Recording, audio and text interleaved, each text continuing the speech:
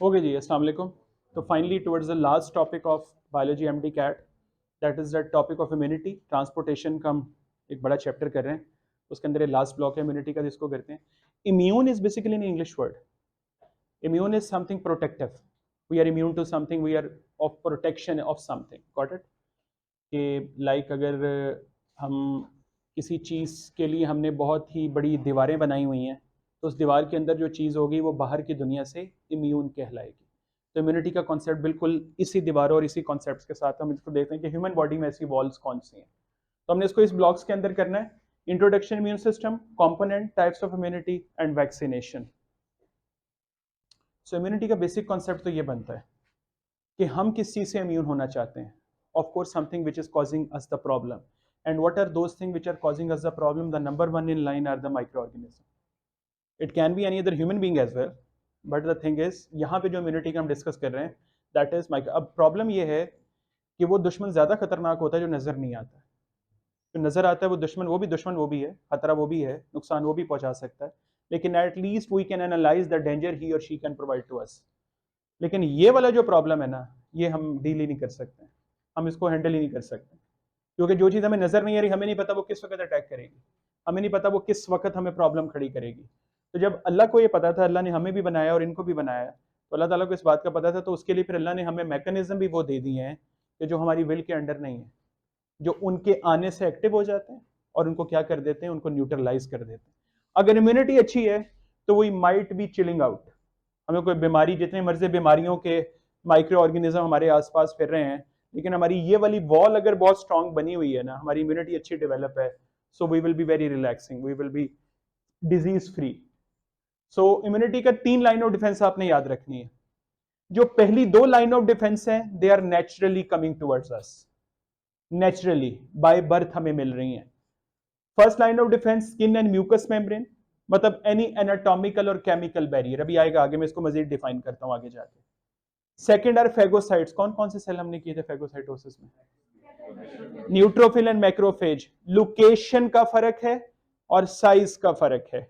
Neutrophil phagocytosis small particle की करते हैं in the blood, macrophages phagocytosis large particle की करते हैं इन दी टिश्यूज।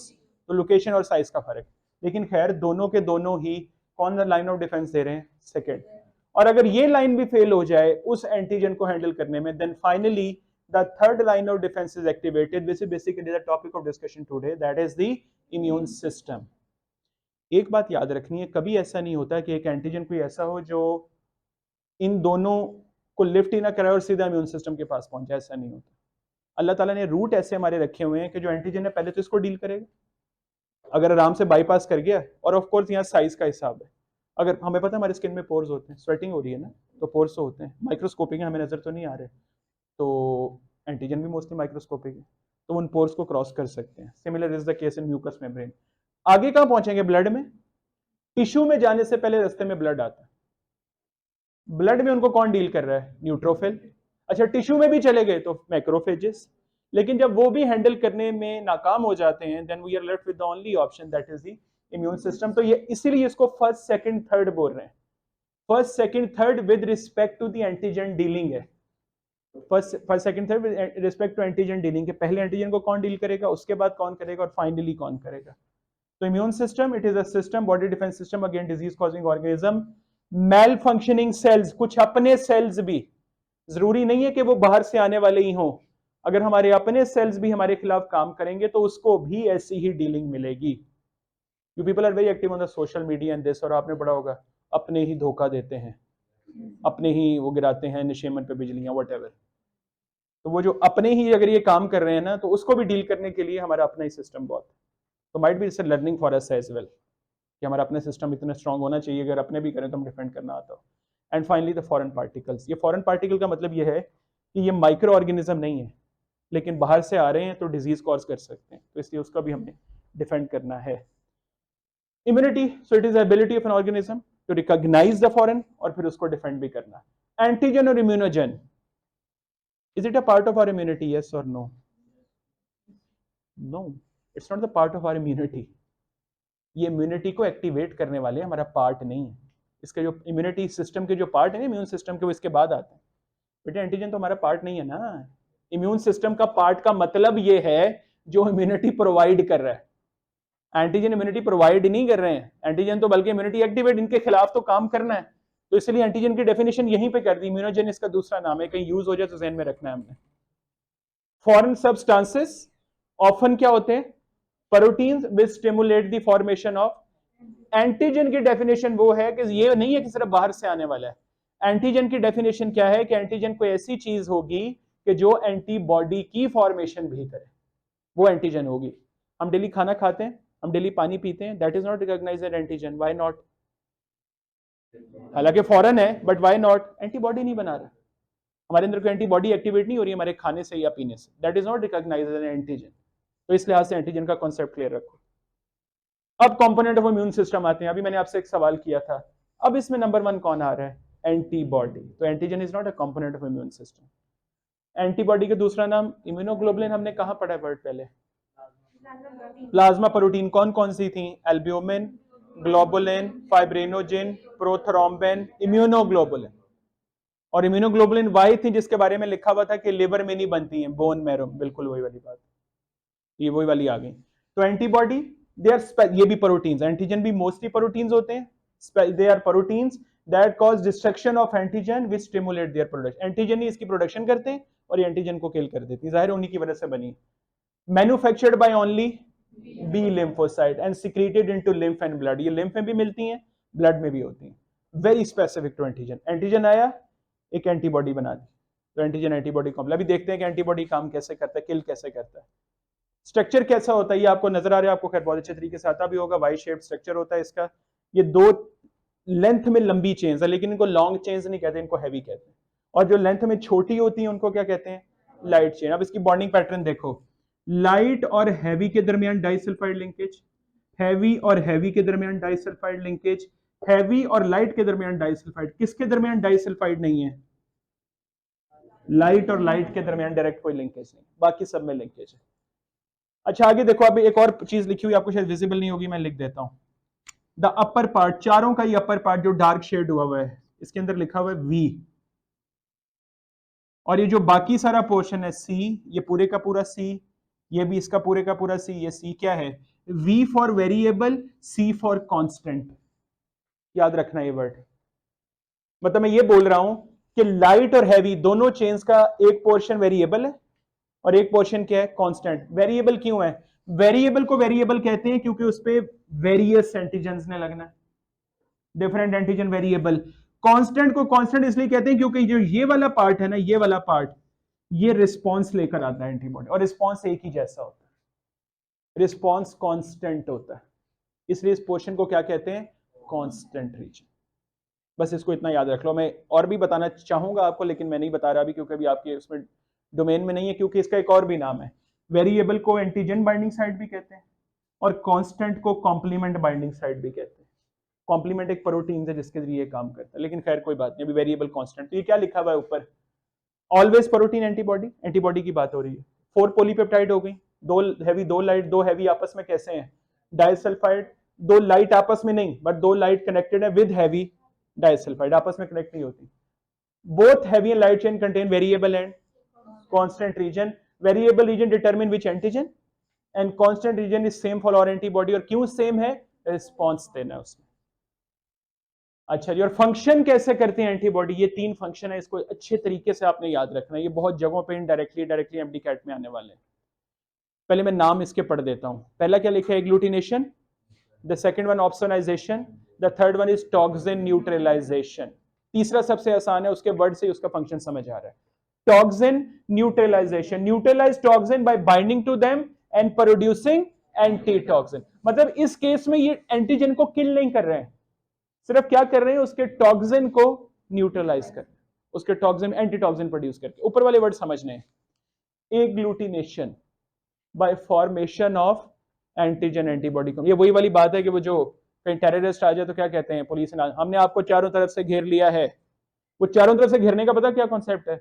वो कॉन्सेप्ट पकड़ना तो सही है, लेकिन एक्चुअली ये भी है कि अब वो मजीद नुकसान इधर उधर ना करे, वो कोई भाग के इधर उधर और डैमेज ना करे, वो वहीं पे उसको हम हैंडल कर लें। तो ये बिल्कुल एग्लूटिनेशन में वही हो रहा है कि एंटीबॉडी उसको चारों तरफ से घेरती हैं और घेर के उसको पकड़ लेती हैं पकड़ के खुद भी डेड हो जाती हैं उसके साथ, लेकिन क्या कोई मसला नहीं, हमारा मकसद तो एंटीजन मारना ना, वो मर गया। तो एग्लूटिनेशन, गुच्छा बन जाना एंटीजन एंटीबॉडी कॉम्प्लेक्सेस का। Opsonisation, second line of defence कौन सी थी? फैगोसाइट। ऑप्सोनाइजेशन का मतलब है स्पीडिंग अप ऑफ फैगोसाइटोसिस। जरा समझो, बात समझो। एंटीबॉडी कब बनी है? जब फैगोसाइटोसिस फेल हो गई है, जब मैक्रोफेज और उसने हाथ खड़े कर दिए न्यूट्रोफिल ने, भाई हमसे नहीं हैंडल हो रहा, आप संभालो। तो आगे टी बी सेल ने, बी सेल ने आगे क्या बनाई, कैसे संभाला? एंटीबॉडी बनाई। वो एंटीबॉडी वापस जाके उन मैक्रोफेज और न्यूट्रोफिल की हेल्प कर रही है कि तुम परेशान नहीं हो, तुम ज्यादा स्पीड से फैगोसाइटोसिस करने की कोशिश करो, कोई बात नहीं, हो सकता है इस दफा कामयाब हो जाए। तो opsonisation is the speed up of phagocytosis of bacteria. और ये फैगोसाइटोसिस ये खुद भी कर सकती हैं, लेकिन एक्चुअली ये फैगोसाइटिक सेल्स की उनको स्टिमुलेट करती है जल्दी। और तीसरा काम तो समझ आ गया, जल्दी से 3 काम रिवाइज करवाओ। Agglutination, opsonisation, toxin. Agglutination is formation of antigen antibody complex, तो उनको न्यूट्रलाइज कर दिया इस तरीके से। ऑप्सोनाइजेशन इज स्पीडिंग अप, जो पहले से हो रही है उसको स्पीड अप करना है। And the toxin neutralisation is production of antitoxin. तो बेसिक प्लेयर्स कौन है? अब इम्यून सिस्टम के कंपोनेंट पढ़ रहे हैं, पहले हमने एंटीबॉडी पढ़ा है, दूसरा कौन सा आ गया है? लिम्फोसाइट्स। इनके बगैर तो बात ही नहीं हो सकती इसकी। लिम्फोसाइट डब्ल्यूबीसी की क्लासिफिकेशन में कहां फिट किए थे हमने? ए ग्रेनुलोसाइट कितने परसेंट थे ये वाले लिम्फोसाइट? 32%। मैं चाह रहा हूँ जरा नॉलेज साथ हो जाए ना, चीजें इकट्ठी हो जाए। एक वर्ड आ ही रहा है तो उसके बारे में जो पहले पढ़ा वो भी याद कर लेते हैं। 32% थे, ए ग्रेनुलोसाइट थे, लार्ज न्यूक्लियस था, ब्लू कलर का था। उन सेल्स को हमने क्या नाम दिया? और ग्रेन्यूल्स नहीं थे, तो इन सेल्स को नाम हमने क्या दिया था? ये लिम्फोसाइट, बी और टी लिम्फोसाइट। वैसे 3 किस्म के होते हैं, एक और भी है, उनको नेचुरल किलर सेल्स कहते हैं। आपकी बुक में 2 लिखे, हम 2 ही कर लेते हैं। तो बी और टी लिम्फो, टी और B lymphocyte production. T lymphocyte कौन? Bone marrow. बी लिम्फोसाइट भी बोन मैरो। बी को बी क्यों कहते हैं? बोन मैरो नहीं। बी का नाम किसने बी लिम्फोसाइट रखा, क्यों? टी को टी क्यों कहते हैं? ये ए और बी क्यों नहीं है? ये एल और एम क्यों नहीं है? नो। टी लिम्फोसाइट को कहते हैं क्योंकि इसकी मैच्योरेशन थाइमस में है। अच्छा, बी को इंटरेस्टिंगली इसलिए नहीं कहते कि इसकी मैच्योरेशन बोन मैरो में। बी लिम्फोसाइट सबसे पहले एक बर्ड्स में मिले थे, इसको कहते हैं बर्सा ऑफ फेब्रिशियस। बर्ड्स के अंदर एक बर्सा होता है, तो वो बी से बर्सा और बी से ये कॉन्सेप्ट बी लिम्फोसाइट बर्ड्स के अंदर पहले डायग्नोज हुए थे, उसके डिस्कवर हुए थे। उसके बाद फिर देखा शायद ह्यूमंस में भी हो, तो ह्यूमंस में भी मिल गए। तो इसका बी का नाम बी इसलिए, टी का नाम थाइमस ग्लैंड में मैच्योरेशन की वजह से। अब देखो बी लिम्फोसाइट तो रहते ही बोन मैरो में, ये मैच्योर होके निकलते हैं एक दफा, लेकिन टी लिम्फोसाइट मैच्योर ही निकल आते हैं बोन मैरो से, लेकिन मैच्योर का होते हैं थाइमस ग्लैंड की। मैंने पहले भी बताया था, दोबारा बता देता हूँ। बच्चों में ये चेस्ट लेवल पे होता है, बहुत अच्छा वेल ग्रोथ होता है, ग्लैंड है, इसमें मैच्योरेशन होती है। थाइमस का वर्ड भी हमने पढ़ा है कल परसों पहले लिम्फेटिक सिस्टम में, जिसमें लिम्फेटिक मैसेज में हमने पढ़ा था कि थाइमस भी है, ये वही थाइमस। तो लिम्फेटिक मैसेज की बात आ गई ना, तो वहां पे ये, और जब बड़े होते जाते हैं ना, तो थाइमस ग्लैंड बिल्कुल रिडंडेंट होता जाता है। इम्यून रिस्पॉन्स कैसा है? जो टी सेल रिस्पॉन्स देते हैं वो सेल मेडिएटेड, जो बी लिम्फोसाइट देते हैं वो ह्यूमोरल। टी सेल देते हैं मतलब सेल मेडिएटेड, मतलब क्या? सेल मेडिएटेड का मतलब है सेल के स्पेसिफिक। सेल कौन है? एंटीजन, एंटीजन के specific. Produce cytokine to destroy antigen containing body cell and cause foreign tissue rejection. They produce antibody to opsonise, वही वाली एंटीबॉडी जो काम, opsonise excess of antigen and neutralise toxin, जो antibody का काम है। तो अगर एंटीबॉडी बना के एंटीजन मारना है तो ह्यूमोरल रिस्पॉन्स किसका है? B lymphocyte. और अगर डायरेक्टली एंटीजन से डील करना है तो ये रिस्पॉन्स सेल मेडिएटेड किसका है? T lymphocyte. तो इसका मतलब एक और भी होगा, इसका मतलब है बी लिम्फोसाइट शायद डायरेक्टली एंटीजन से इंटीग्रेट करते ही नहीं। बी लिम्फोसाइट क्या करते हैं? एंटीबॉडी बना के एंटीजन की तरफ आते हैं, लेकिन टी लिम्फोसाइट क्या करते हैं? Direct communication. Cells produce due to exposure to antigen. T lymphocyte की टाइप्स, ये टाइप्स हैं, कौन कौन सी हैं? Helper T cell, cytotoxic T cell, memory T cell. एक और भी होती है सप्रेसर, लेकिन हम 3 ही कर लेते हैं, helper, cytotoxic, memory T cell. B lymphocyte, अच्छा बी लिम्फोसाइट की टाइप नहीं है, पहली बात याद रखना। बी लिम्फोसाइट जब एंटीबॉडी बनाते हैं ना, तो पहले कन्वर्ट होते हैं एक इंटरमीडिएट में, उस इंटरमीडिएट का क्या नाम है? Plasma cell. मतलब एक्चुअली में अगर आपको कहूं कि यार किसी की बॉडी में प्लाज्मा सेल लो, तो शायद मिलेंगे ही नहीं, या बहुत थोड़े होंगे, क्योंकि वो इंटरमीडिएट है। या तो उससे पहले बी लिम्फोसाइट की फॉर्म में मिलेंगे या उसके बाद किस में मिलेंगे, एंटीबॉडी की फॉर्म में। तो ये टाइप नहीं है एक्चुअली, इंटरमीडिएट फॉर्म है। ये बड़ी हैरानकुन बात है जो बी और टी दोनों में मौजूद है। ये क्या लिखा हुआ है, मेमोरी सेल्स, मेमोरी सेल्स। आज तक जो हमने मेमोरी का कॉन्सेप्ट पहले पढ़ा हुआ है that is related to this. जो मेमोरी हमें याद होती है, जो हमारी मेमोरीज हैं जो डिफरेंट चीज़ों की, वो क्या, मैं आपको बताया था ब्रेन के अंदर, हमने वो स्टार्ट में हमने पढ़ा था लेक्चर्स में कि memory is processed in hippocampus and stored in cerebral cortex. याद आ रहा है कि नहीं आ रहा है, ये मेमोरी आ रही है कि नहीं? अच्छा, अब मेमोरी का ये होता है कि अब हम सबको पता है कि जब हम मेमोरी के बारे में बात करते हैं, जैसे आपसे अगर टाइम नहीं मेरे पास, लगना है कभी डिस्कस करें यार अपनी कोई सबसे बेस्ट मेमोरी या सबसे वर्स्ट मेमोरी अगर आप शेयर कर सकते हो, कोई शेयरेबल है तो बताओ। तो अब जब वो मेमोरी बता रहे होगे तो हम सबको पता है कि उस वक्त हमारे माइंड में कैसे वो पिक्चर ओपन हुई होती है। हम सिर्फ वो पिक्चर देख के बोल रहे होते हैं, सुनने वाले को यही लग रहा होता है कि हम बात कर रहे हैं, लेकिन हमारे माइंड में हम सबको पता है क्या होता है, वो पूरी पिक्चर खुली होती है। हम एक एक चीज जो उसकी हमारे मेमोरी स्टोर होती है और हम वो बता रहे होते हैं, हम उसके साथ जा रहे होते हैं। ये बात समझ आती है ब्रेन से related, but it is highly highly uncertain और हाईली, मैं कहूंगा कि एक अजीब ही चीज है कि मेमोरी सेल्स इन ब्लड, ये बहुत हैरानकुन बात, ये ब्रेन में नहीं है, ये ब्लड में है। और ये बने पहले नहीं है, ये जब एंटीजन आया है तो उसके रिस्पॉन्स में बने। और यही बेटे वो प्रॉपर्टी है जो अल्लाह ने यहां पे दे रखी है, जिसकी वजह से हमारी ये जो थर्ड लाइन ऑफ डिफेंस है, it is the strongest, it is the longest. अब यकीन करें कि अगर मेमोरी सेल्स ना होते तो थर्ड लाइन भी फर्स्ट और सेकंड की तरह ही थी, कोई खास फर्क नहीं था। चलो ठीक है, हम स्ट्रॉन्ग कह लेते, एंटीबॉडी भी है, सेल मेडिएटेड भी है, बड़ा अच्छा कि एंटीजन को किल किया, चलो कर लिया। लेकिन व्हाट इफ अगर एंटीजन दोबारा आ गया तो? ये तो कोई बाउंड्री नहीं है ना कि एंटीजन दोबारा नहीं आएगा। जो एंटीजन पहली दफा थर्ड लाइन ऑफ डिफेंस तक पहुंच गया है, व्हाट इफ ये दोबारा भी तो आ सकता है, और ये दोबारा आएगा तो तब भी थर्ड लाइन तक पहुंचेगा, क्योंकि इसने पहली दफा फर्स्ट लाइन को भी फेल कर दिया, पहली दफा में फेगोसाइटोसिस को भी फेल कर दिया, थर्ड लाइन को एक्टिवेट कर दिया, ये दोबारा भी करेगा। लेकिन अल्लाह ताला ने देखो कितना सिस्टम मजे का रखा है कि दोबारा डील करने के लिए अल्लाह ताला ने अब कौन बना दिए हैं। समझो कॉन्सेप्ट समझो, पहली दफा एंटीजन आया तो एनाटॉमिकल स्किन म्यूकस मेम्ब्रेन, फिर उसके बाद फैगोसाइट, न्यूट्रोफिल मैक्रोफेज, और फिर third line T lymphocyte, B lymphocyte. ये पहली दफा। दूसरी दफा आया तो फिर पहले दो बैरियर तो आए, स्किन म्यूकस फैगोसाइट। अब जब थर्ड आएगा ना, थर्ड में टी बी नहीं आएंगे दूसरी दफा के लिए, अब कौन आएंगे? ये पहली दफा में बहुत थोड़े बनते हैं, अमाउंट में ज्यादा नहीं होते हैं, लेकिन इतने स्ट्रांग होते हैं कि अगर सेकंड दफा आ जाए ना, ये वही वाली बात है कि पहली दफा बंदे को किसी जगह मार पड़ी हो, अगले निकले इधर भाग, उसे भगा दिए, अब आई जरा दूसरी दफा इधर देखते हैं और सोचो वो दूसरी दफा आ जाए, तो you can imagine the response second time. बिल्कुल वही वाली बात कि एंटीजन अगर सेकंड टाइम आ गए तो रिस्पॉन्स डबल नहीं बल्कि डबल से भी बहुत ज्यादा होता है। मैं आपको ग्राफ में दिखाता हूं, बिकॉज ऑफ दीज में नंबर में कम है, रिस्पॉन्स में ज्यादा स्ट्रॉन्ग है, और it is a property which enable our third line of defence as the strongest and longest, कुछ लाइफ टाइम हो जाती है। अच्छा, ये स्लाइड पे थोड़ा सा फोकस करना है, will give just 2 minutes to it, how the acquired immunity और the third line of defence is activated. First, अच्छा फर्स्ट लाइन कैसे एक्टिवेट हुई है, स्किन म्यूकस, क्या वो एक्टिवेट हुए हैं या वो हर वक्त एक्टिव है? वो हर वक्त एक्टिव है, वो एंटीजन के आने से नहीं जागे हैं। हमारी स्किन ये नहीं थी कि ब्लड के अंदर घुसी हुई थी, एंटीजन आया तो निकल के बाहर आ गई, हर वक्त बाहर पड़ी हुई है। Same is the case with mucus membrane. तो वो हर वक्त मौजूद हैं, तो वो हर वक्त डील करेंगे। तो इसका मतलब है कि first line of defence activate होती नहीं, एक्टिवेट पहले से ही already activated. What about second line?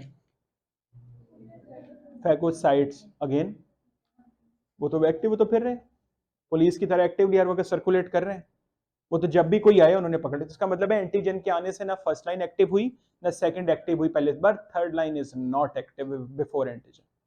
ये स्लाइड ये दिखा रही है कि थर्ड, कभी ऐसी स्लाइड आपको नहीं मिलेगी फर्स्ट और सेकंड लाइन की एक्टिवेशन, क्योंकि वो एक्टिवेशन की जरूरत नहीं होती, पहले से होता है, ये एक्टिव नहीं होता। देखो हुआ क्या, ये क्या कौन सा सेल है येलो में? मैक्रोफेज, ये ऑरेंज में एंटीजन है। एक एंटीजन आया, मैक्रोफेज फैगोसाइटोसिस किया, एब्जॉर्ब किया सेल के अंदर और तोड़ दिया लाइसोजाइम के जरिए, लेकिन किल नहीं हुआ।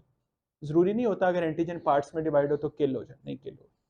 उसने क्या किया, इसको पार्ट्स में डिवाइड करके और साथ ही साथ कुछ नई प्रोटीन बनाई, इस एंटीजन के पार्ट को प्रोटीन पे जोड़ा।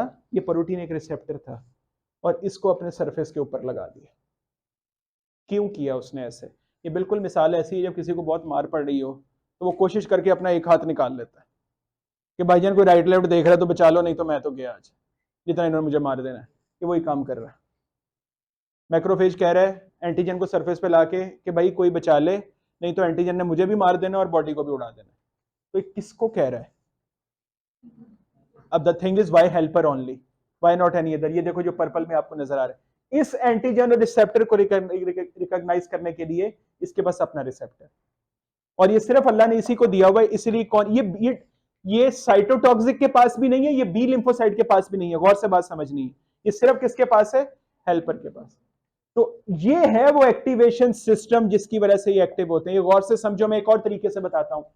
बेटे ये ब्लड में है ना, सॉरी टिश्यू में ना मैक्रोफेज, ब्लड से होकर आया ना, तो ये तो ब्लड में भी थे कि नहीं थे? तो इसका मतलब है ब्लड में हो सकता है इसके साथ भी लगाओ, लेकिन ये एंटीजन डायरेक्टली इसके साथ लग भी जाए तो भी ये एक्टिव, मतलब इसके साथ पड़ा हुआ है, हो सकता है सलाम दुआ भी ली उन्होंने आपस में, लेकिन एक्टिव नहीं होगा। Just 1 minute.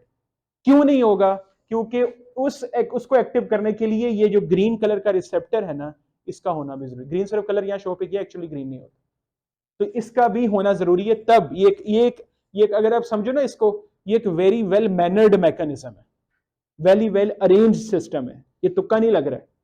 तो एक बड़ा एटिकेट्स के साथ एक काम चल रहा है, और उसके साथ अब ये एक्टिव होगा। अब एक्टिव होके मैं आपको सवाल लेता हूं, अब एक्टिव होके करेगा क्या? 3 काम कर रहा है, 3 एरोज देख रहे हो। ये कुछ ना साइटोकाइंस प्रोड्यूस करता है। पहला काम वो क्या करते हैं? साइटोकाइन अपने ही जैसे बाकियों को एक्टिवेट करते हैं। हेल्पर टी सेल और भी तो होंगे ना जिसपे अभी ये नहीं पहुंचा होगा, लेकिन इन्होंने क्या किया, कोई बात नहीं, तुमने मुझे एक्टिव कर दिया, बाकियों को मैं कर दूंगा। और ये किसको कर रहे हैं? और किसको कर रहे हैं? मतलब जस्ट इमेजिन कि एक हेल्पर टी सेल को एक्टिव करने से आपकी रेस्ट ऑफ दी सारी इम्यून जो third line of defence active हो जाती है। कितना जबरदस्त सिस्टम है। और ये आपको पता है ये एक नहीं होगा, ये भी बहुत सारे होंगे। तो ये बहुत सारे होंगे, ये बहुत सारों को एक्टिव करेंगे, ये बहुत सारे बहुत। अब एक और मैं परसेंटेज में गेम समझाता हूं आपको। हेल्पर बी और साइटोटॉक्सिक तीन ही मेन प्लेयर बन गए ना।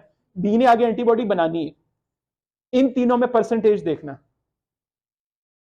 80% are helper T cell naturally. कितने परसेंट है?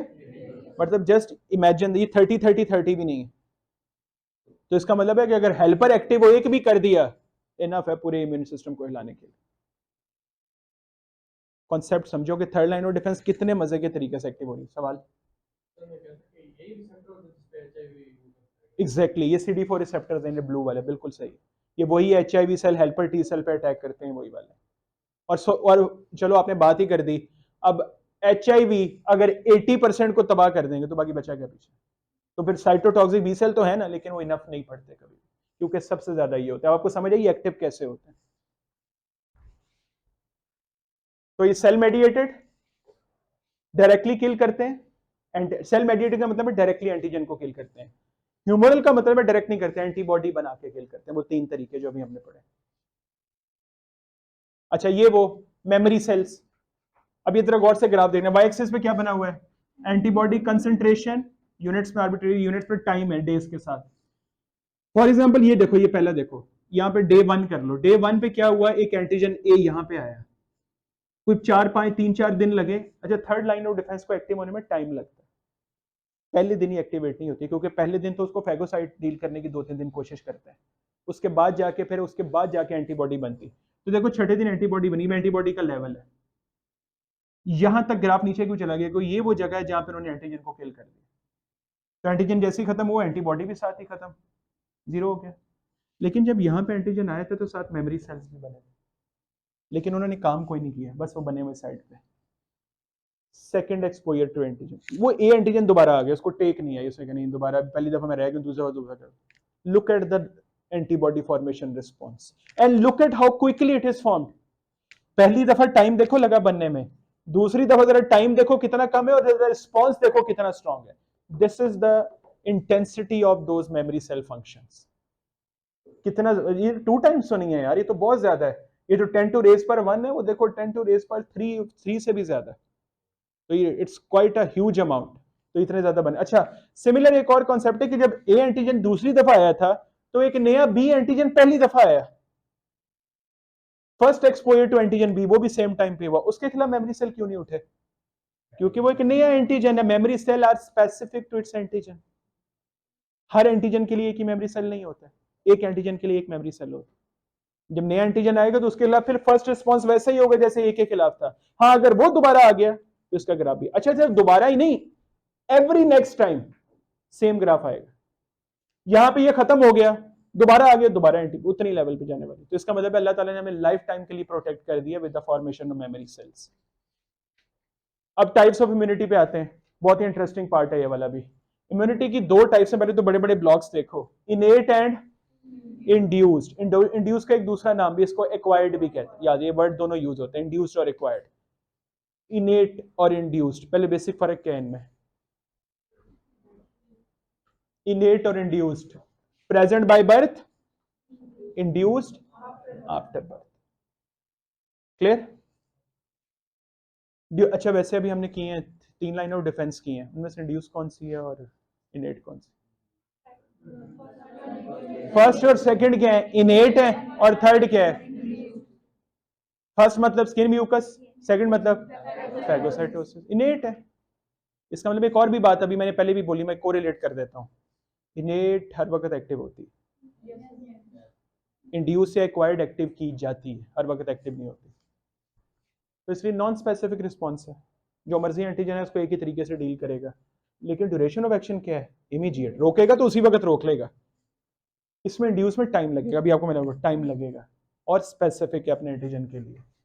Response intensity not enhanced on repeated exposure to pathogen. एक बैक्टीरिया बार बार आ रहा है, हर दफा इनेट एक ही तरीके से डील करेगी, लेकिन इनहांस्ड ऑन एवरी रिपीटेड, वो वजह मेमोरी से, वो अल्लाह ने सिर्फ इनको प्रॉपर्टी दी है। एंटीबॉडी प्रोडक्शन एब्सेंट, हमें पता ही इस बात का तो। और ये देखो, वापस जाता हूं स्लाइड पे, इनेट 3 किस्म की लिखी है, एनाटॉमिक, सेलुलर, केमिकल। एनाटॉमिक कौन सी पढ़ी अभी हमने? फर्स्ट लाइन ऑफ डिफेंस कौन सी थी? Skin mucus. सेलुलर कौन सी है? Second line of defence phagocytes. ये केमिकल कौन सी है? साथ कोई एसिड उसिड भी पीना पड़ेगा, जो हमारे डाइजेस्टिव सिस्टम की इम्यूनिटी थी, जो माउथ में स्लाइवा में सोडियम बाइकार्बोनेट, स्टमक के अंदर गैस्ट्रिक जूस में HCl, आगे पेनक्रियाटिक जूस के अंदर दोबारा सोडियम बाइकार्बोनेट। एंटीसेप्टिक फंक्शन नहीं बोला था, वही फिट हो रहा है यहाँ। वैसे बाय द वे केमिकल जो है, अभी आपको पता लग गया वो क्या है, वो फर्स्ट लाइन ऑफ डिफेंस में शामिल करेंगे, सेकंड में? फर्स्ट के साथ ही आएगी ना। स्किन, मैं बताऊं फर्स्ट का कॉन्सेप्ट क्या है? Anything before entering into the blood will be considered as first line of defence. Blood में एंटर होने से पहले पहले जो लाइन ऑफ डिफेंस है वो क्या कहलाएगी? तो जो स्टमक में जो फूड आया है वो भी ब्लड में तो नहीं ना गया, वो तो इलियम में एब्जॉर्ब होना जाके, तो ये भी क्या कहलाएगी? तो इसका मतलब first line of defence anatomic भी होती है, केमिकल भी होती है। ये second line of defence, and what we are left with is third line of defence which is induced. ये देखो अब इसकी एग्जांपल नीचे, types anatomical, skin mucosa cilia respiratory tract में, सेलुलर न्यूट्रोफिल मैक्रोफेज, और chemical by stomach acid lysozyme. और यहाँ पे ये इसकी टाइप्स लिखी हुई, इसकी टाइप्स हम भी करते हैं, इंड्यूस में नेचुरली और आर्टिफिशियली इंड्यूस, ये भी मैं आगे करवाता हूँ आपको, एक मिनट। अब जरा गौर से देखना है आगे, इंड्यूस की टाइप देखो गौर से, दो टाइप हैं, नेचुरली इंड्यूस्ड, आर्टिफिशियली इंड्यूस्ड। मुझे सिर्फ इनके मतलब समझाओ, what do you mean by naturally induced? Induce तो पता लग गया, third line of defence. Naturally induce क्या?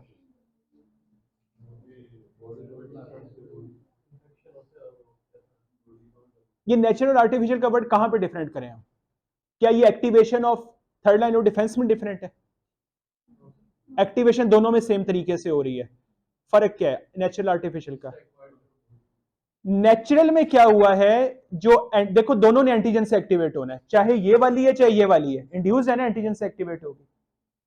नेचुरल में route of entry of antigen natural है, route of entry of antigen to body जो होता है यूजुअली यार, जब हमें कोई बीमारी होती है तो क्या कोई ऐसा बंदा है दुनिया में जो कहेगा मुझे बीमारी हो, सिवाय वो स्कूल जाने वाले बच्चों के सुबह 15 मिनट पहले पेट में दर्द के अलावा, बाकी उसके अलावा कोई कभी नहीं कहता कि यार मुझे बीमारी हो। कभी कोई बंदा, कोई ह्यूमन बीइंग एक नॉर्मल कभी ये बात नहीं करेगा। इसका मतलब है कभी किसी को होती है तो उसका एंटीजन कहीं ना कहीं से निकल के पहुंच गया। तो अगर नेचुरल रूट से बॉडी में एंटर हुआ है लेकिन की उसने इम्यूनिटी थर्ड लाइन ही एक्टिव है, तो ये कौन सी हो जाएगी? Naturally induced. ये बड़ी अजीब बात है। आर्टिफिशियली में एक बंदे ने खुद करवाई है active. Just let me stop you here. Artificial में जो, अब अगर इस लॉजिक को फिट करें तो ये लॉजिक तो फिर यही बनी ना कि आर्टिफिशियल में एक बंदे ने खुद कहा है कि हाँ जी भाईजान मेरे अंदर इम्यूनिटी एक्टिवेट करवाओ। ये बड़ी अजीब बात है, मैं समझाता हूं आगे जाके। तो इसको क्या कहते हैं? Artificially induced. मैंने भी कहा कोई बंदा बीमारी नहीं चाहता अपने अंदर, लेकिन ये तो कह रहा है, ये तो अपने पर्पसफुली इजाजत दे के ये काम करवा रहा है। वो क्यों करवा रहे हैं इसको भी देखते हैं, इसको भी यहीं पे रोक लेते हैं, इसको देखते हैं। अब ये मैं करवा रहा हूं, इधर देखो। नेचुरल में भी दो सेम टाइप, आर्टिफिशियल में भी दो सेम टाइप। नेचुरल में तो नेचुरल रूट से आ गया, आर्टिफिशियल में इंजेक्शन लग रहा है और वो जाहिर है कोई लगा रहा है। तो सवाल क्या पैदा होता है ज़हन में? मेरे ज़हन में सबसे पहले पढ़ के आया था, भाई क्या मुसीबत पड़ गई कि एक बंदा एंटीजन लगवा रहा है। तो उसका कॉन्सेप्ट है वैक्सीनेशन। वो किस कॉन्सेप्ट में जाता है? वैक्सीनेशन के कॉन्सेप्ट में जाता है। वैक्सीनेशन में हम पर्पसफुली लगवाते हैं, डिजीज होने से पहले लगवाते हैं, एंटीजन लगवा रहे हैं खुद, लेकिन फिर एक शर्त भी रखते हैं हम साथ एज अ पेशेंट। एक शर्त होती है हमारी कि भाईजान ठीक है हमें इंजेक्शन लगवाओ, लेकिन इस एंटीजन को पहले थोड़ा सा लैब में ले जाके थोड़ा न्यूट्रलाइज कर दो, किसी बीमारी का ना निकाल के सीधा लगा देना। हम क्या एक ट्रस्ट क्या कर रहे होते हैं वैक्सीनेशन में, जो कंपनीज होती हैं इन पे क्या ट्रस्ट कर रहे होते हैं? जिसने वैक्सीनेशन बनाई है ये लैब में पहले लेके गया होगा, इसने लैब में जाके उस एंटीजन को तसल्ली से स्टडी किया होगा, जो भी वायरस बैक्टीरिया फंगस जो भी है उसको स्टडी किया होगा, स्टडी करके उसमें से जो किलिंग पार्ट है ना, उसका डिजीज कॉजिंग पार्ट वो निकाल दिया होगा। अब एंटीजन रहा, मैं आपको मजे की बात बताऊं, हमारी बॉडी उसके अंदर चाहे एंटीजन आप कोई भी डाल दो, वो देख के ही सिर्फ रिस्पॉन्ड करती है। मैं एग्जांपल देता हूं, कोई बैक्टीरिया लेते हैं कि हमने पढ़ा होगा, सिफिलिस को कौन कॉज करता है? वो जो हमने 1878 में पढ़ा था last time, Treponema pallidum, spirochete bacteria. दो किस्म के ट्रेपोनिमा पैलिडम ले लेते हैं, एक वो है जो सिफिलिस कॉज कर सकता है, एक को हम लैब में लेके गए उसमें से सिफिलिस कॉजिंग सब्सटेंस निकाल दिया। दो डिफरेंट ह्यूमन बीइंग्स में ट्रिपोनिमा पैलिडम डाल दिए एक्सपेरिमेंट के लिए, जब हाइपोथेटिकली बोल रहा हूं, तो क्या दोनों में इम्यून रिस्पॉन्स का फर्क आएगा? सेम होगा, क्योंकि हमारी बॉडी चाहे वो वाला भी ट्रिपोनिमा पैलिडम लिए जो सिफिलिस कॉज नहीं कर सकता था, लेकिन हमारी बॉडी ने उसको ट्रिपोनिमा पैलिडम ही समझा। हमारी बॉडी ने कहा नहीं ये वो बैक्टीरिया है, ये प्रॉब्लम कॉज करेगा, तो इसीलिए इसका फायदा हमें कहां होता है? इस ब्लॉक के अंदर हो जाता है। इस ब्लॉक के अंदर हम क्या करते हैं? हम एक एंटीजन लगा भी रहे हैं और हम इस बेस पे लगा रहे हैं कि हमारी बॉडी इसको एंटीजन ही समझेगी, हालांकि हमने उसको लैब में छेड़छाड़ करके चेंज कर दिया हो, लेकिन हमारी बॉडी उसको क्या लेगी? एंटीजन ले, तो इम्यूनिटी तो मिल गई ना, तो हमें फायदा हो गया उसका। अच्छा, एक्टिव और पैसिव के वर्ड का क्या मतलब? सिर्फ इन दोनों का मतलब। इस क्लासिफिकेशन में अगर बेसिक कॉन्सेप्ट ना हैंडल हुआ, मैं आपको बता रहा हूं एमडीकेट में सवाल गलत कर दो, इस कॉन्सेप्ट को हैंडल करो। बताओ what do you mean by active और पैसिव वर्ड्स? ये वो एक्टिव पैसिव ग्रामर वाले नहीं है, इम्यूनिटी वाले हैं।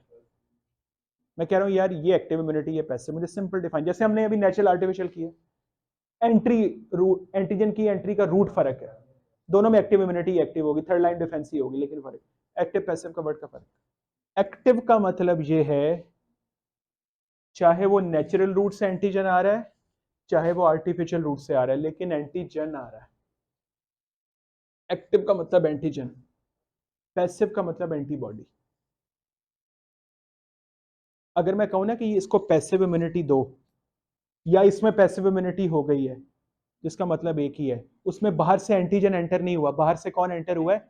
एंटीबॉडी एंटर हुई है बाहर से। यस यस, ये कॉन्सेप्ट को ग्रैस्प करो जो मैं आपको बता रहा हूं। दोनों केसेस में चाहे एक्टिव है चाहे पैसिव है, आया बाहर से है। एक्टिव के केस में बाहर से कौन आया? एंटीजन। पैसिव के केस में बाहर से कौन आया?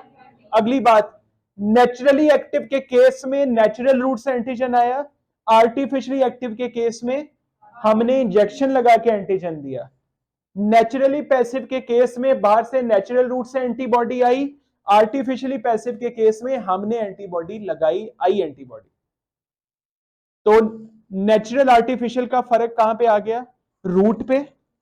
एक्टिव पैसिव का वर्ड कहा गया कौन, एक्टिव में कौन, एंटीजन, पैसिव में कौन, लेकिन दोनों आए बाहर से हैं। और ये एंटीबॉडी के लिए जरा हैरान कौन बात है, एंटीजन तो आता ही बाहर से है, ये तो हमें पहले से पता है, मोस्ट ऑफ द केसेस अगर हमारी अपनी बॉडी के सेल मेल फंक्शन नहीं कर रहे, एंटीबॉडी बाहर से है, ये जरा थोड़ा एब्जॉर्ब करने का कॉन्सेप्ट है, डिस्कस करते हैं कैसे, अभी समझाता हूं। अभी ये दो blue blocks, naturally active induced, naturally passive induced, इनका डिफरेंसेस पहले मैं आपको एग्जांपल कराऊंगा, फिर इसके कॉन्सेप्ट समझेंगे। एग्जांपल पे आओ, naturally induced active, naturally induced passive, इधर देखना जरा एग्जांपल, नेचुरली इंड्यूस्ड एक्टिव, पहले सिर्फ नाम पे जाओ, क्या आएगा अंदर, एंटीजन, कैसे आएगा, immunity developed as a result of chickenpox and mumps infection. हम अगर किसी बीमारी हमें एक दफा हो और हम लाइफ टाइम हमें दोबारा ना हो, तो ये किस किस्म की इम्यूनिटी मिली है, बीमारी होने का मतलब है नेचुरल रूट से आया और एंटीजन आया, और हमारी बॉडी ने लाइफ टाइम क्यों बना दी है, क्योंकि मेमोरी सेल्स बन गए, और मेमोरी सेल हमेशा तब बनते हैं जब हमारी इम्यूनिटी एक्टिव होगी। अभी ये फर्क आने वाला है। Immunity develop as a result of chickenpox and मम infection, immunity develop as a result of influenza, खैर जो भी है, ये देखना जरा, naturally induced, naturally induced, passive में कौन आ रहा है, किस रूट से आ रही है, नेचुरल रूट से। Immunity develop as a result of receiving antibody from, जो फीटस को मदर की वूम के अंदर, प्रेगनेंसी के अंदर, फीटल लाइफ में प्लेसेंटा से एंटीबॉडी आ रही हैं जो मदर की ब्लड में थी। देखो बेटे, मदर जब खुद चाइल्ड थी तो उसके पेरेंट्स ने उसकी वैक्सीनेशन करवाई होगी, वो वैक्सीनेशन से उसमें लाइफ टाइम एंटीबॉडी बन गई होंगी। अब वो जब खुद प्रेग्नेंट हुई है तो उसके बेबी के अंदर वो एंटीबॉडी प्लेसेंटा से पहुंच गई।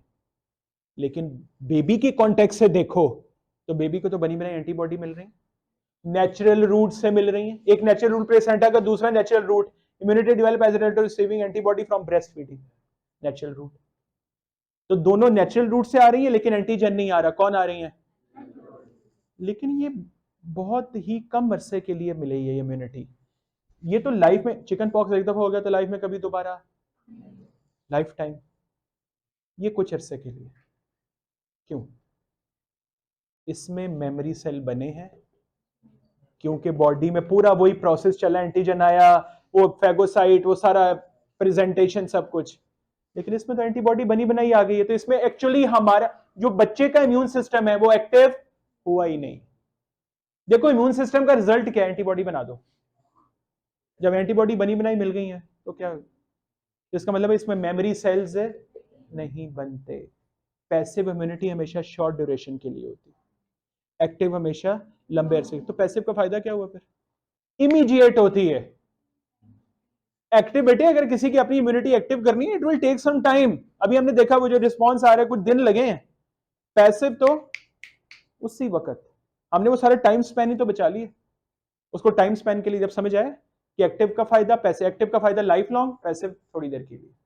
लेकिन पैसिव का फायदा इमीडिएट, एक्टिव थोड़ा ठहर।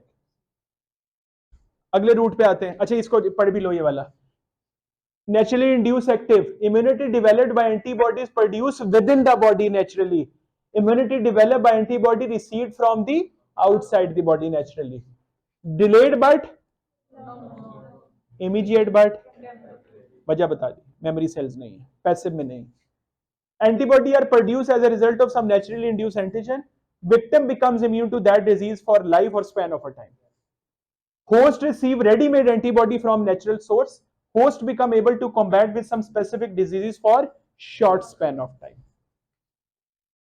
अगला ब्लॉक दे लेते हैं। अब मुझे यहीं पे बता दो, इसकी एग्जांपल कोई बताओ, आर्टिफिशियली इंड्यूस एक्टिव की एग्जांपल, वैक्सीनेशन। सारी वैक्सीनेशन में हम एंटीजन देते हैं, याद रखना। वैक्सीनेशन का वर्ड की पढ़ लो ना, उसका एक ही मतलब है, क्या दे रहे हैं, एंटीजन दे रहे हैं। और अगर एंटीजन हम खुद लगा रहे हैं, वो एक ही ब्लॉक में फिट होता है, आर्टिफिशियली इंड्यूस एक्टिव। ये बताओ, मेडिसिन में एंटीबॉडीज होती है, एंटीबॉडी देनी है अब हमने, इसमें कॉन्सेप्ट है एंटी सीरास का। सारी मेडिसिन नहीं होती, एंटी सीरियस का। अभी समझाता हूं कैसे। ये देखो एग्जांपल, पहले एग्जांपल फिर ऊपर। Artificially induce active, immunity develop as a result of administration of polio, smallpox, measle और मम्स वैक्सीन। अब डिजीज नहीं हुई है, डिजीज होने से पहले एंटीजन दे दिया हमने, लेकिन इस एंटीजन में और डिजीज वाले एंटीजन में फर्क क्या है? हाँ, इसको हमने लैब में ले जाके इसको हमने कुछ चेंज किया। आर्टिफिशियल इंड्यूस पैसिव एंटीबॉडी लगा रहे हैं। Immunity develop as a result administration of serum against tetanus, infections, hepatitis A, rabies, snake bite. इन सब में एक बात कॉमन है, सब इमरजेंसीज हैं। ये सब क्या है? Snake bite, rabies, dog bite, tetanus, time कम है मरीज के पास, हम उसकी अपनी इम्यूनिटी डेवलप होने का वेट नहीं कर सकते। कई लोगों की ओवर द ईयर डेथ हुई है डॉग बाइट से, स्नेक बाइट से, टेटनस। टेटनस आपको पता है एक दफा ऑनसेट हो जाए 100% डेथ रेट है, 100%। बच ही नहीं सकता बंदा अगर टेटनस एक्टिवेट हो गया तो इसका मतलब है हम चांस ले लें इस बात पे कि चलो हो सकता है उसकी अपनी इम्यूनिटी उसको बचा ले। हो सकता है पे हम पेशेंट की लाइफ को नहीं छोड़ सकते। जितनी ट्रीटमेंट ऑप्शन पेशेंट्स को दी जाती है वो एक डेफिनेट एक लाइन ऑफ एक्शन पे चल के दी जाती है कि ये होगा, हम इसको पहले ट्रीट, हम लैब में टेस्ट कर चुके हैं, ये होना चाहिए मरीज के अंदर। हम डॉक्टर इसी पे तो डॉक्टर पूरी ट्राई करता है अपनी, उसके नॉलेज में जो चीजें होती हैं वो अवेलेबल पेशेंट को लगाते हैं। ये सब इमरजेंसी कंडीशंस हैं, तो इसमें बचाने के लिए जो चीज दे रहे हैं that is basically antisera. What is serum? बताया था, plasma minus clotting factors, fibrinogen, serum. What is antisera? The serum containing antibodies, यही तो दे रहे हैं। सीरम है, उसमें क्या है हमारे पास? एंटीबॉडी, इंजेक्शन में इंजेक्ट कर दें। अब आप मुझसे पूछे सर क्यों एंटीबॉडी लगाई है? इमरजेंसी है यार, इसमें क्यों सर एंटीबॉडी नहीं लगाई है? इसमें तो बीमारी हुई नहीं है, ये तो बीमारी भी होने से पहले हम काम पहले से तैयार कर रहे हैं बॉडी को। तो आसान बात, ये जो आर्टिफिशियल में गेम है, ये बीमारी होने के बाद कॉज, चलो बीमारी ना सही, कॉज होने के बाद, और ये उसकी कॉज होने से पहले। अब ये देखो मैं रीड आउट कर देता हूं। Immunity developed by antibodies produce with in the body, लेकिन अब आर्टिफिशियली, पिछला नेचुरल था। डिलेड बट लॉन्ग लास्टिंग, वो सेम एक्टिव का रूल वही है। Immunity develop antibody received from outside the body artificially, immediate but temporary. जितनी दफा भी बाइट होगी हर दफा इंजेक्शन लगवाने पड़ेंगे। डेली कुत्ता काट रहा है, डेली जाना पड़ेगा अस्पताल। Antibodies are produce as a result of some artificially induce antigen. Antigen खुद लिया, आर्टिफिशियल रूट से दिया, person become immune to that disease for life और स्पैन ऑफ। जिस डिजीज के हिफाजती टीके लगवा लेते हो, पोलियो नहीं होगा कभी अगर पोलियो के कतरे पिए हुए। सेम रीजन है। Host receive ready-made antibody from some artificial source. Host become able to combat with some specific disease, but फिर short span, लेकिन वो short span उसकी जान बचा लेगा, हमारे लिए वो बहुत। देखा अब कितना क्लियर हो गया हमें? नेचुरल रूट से आ रही है, पैसिव आ रही है, क्योंकि उसमें लिखा हुआ है प्लेसेंटा के cross. Mumps infection, mumps vaccine नहीं ले, मम्स की वैक्सीन भी है, लेकिन इन्फेक्शन का मतलब है खुद ही अपने रूट से आया, हमें प्रॉब्लम कॉज कर दी है। तो नेचुरल रूट से आया और एंटीजन आया, तो एक the type of immunity developed in a person due to inoculation of anti-sera artificially, हमने खुद लगाया है, लेकिन लगाया क्या है? एंटीबॉडी। एंटी-सीरा की डेफिनेशन अभी बताई मैंने आपको। अगर ये वर्ड आ गया ना, ये वर्ड, आंसर एक ही है। वैक्सीनेशन, किसी भी पोलियो का कोई भी वैक्सीनेशन हो तो आर्टिफिशियली एक्वायर्ड वैक्सीनेशन का ब्लॉक किसी एक जगह पे फिट होता है, क्योंकि बी और टी दोनों इकट्ठे लिख दिए हैं। एक अगर खाली बी लिखा होता तो ये करते, खाली टी लिखा होता तो ये तो बनता ही नहीं है, इनेट इनकी वजह से नहीं आती। Thank you very much.